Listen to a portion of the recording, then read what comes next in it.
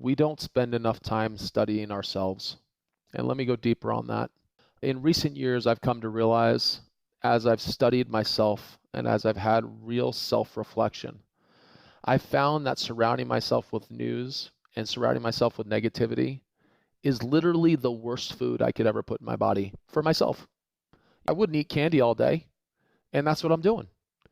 And so why do I subject myself to that? Well, I subject myself to it because there's this pressure to be up to speed every second. And we get that pressure at every turn. The second we wake up, the notifications, the talking to people around the water cooler, you name it. I don't read any national news. It's completely off. I'm not in any social media whatsoever. And you know what? Sometimes somebody says something and I had no idea was happening. And I'm just kind of like, damn, I wish I would have known that. I kind of look like an idiot right now. I'm willing to take that one or two times every year when I miss something that I wish I would have known about in exchange for the other 363 days of the year that are filled with complete positivity, brimming to the top based on what I do choose to surround myself with. And we are a product of what we surround ourselves with. We are what we eat.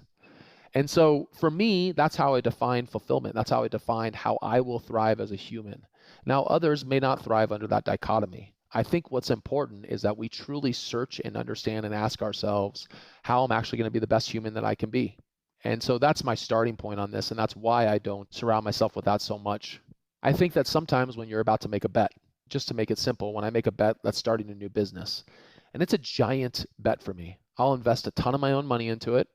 I'm going to ask other people I know potentially to invest in it with me, and I have tons of reputational risk on that. And I'll tell you, I've never lost more sleep in my life knowing that I might lose somebody else's money. Losing my own money, I almost am like, that's going to happen. I can confront that brutal fact. Losing somebody else's, that is some stress for me. And then on top of that, when I make a bet, I'm going to spend minimum 5 years of my life on this bet. We have one commodity in our life, and it's our time. So in those moments when I'm about to engage on something and I'm truly, truly assessing risk and reward, I'm spending a lot of time researching and going down the vortex and speaking to people and trying to peel back the layers, the initial layer that's covered in social media and all the things that we see on the surface, and try to get deeper to see what the actual experience is, so that I hope that I'm coming to conclusion points that can help direct me. In those seminal moments, I'm definitely going deeper to make sure that my conclusion point is accurate. And I think in the other moments, I try to turn down the noise a little bit.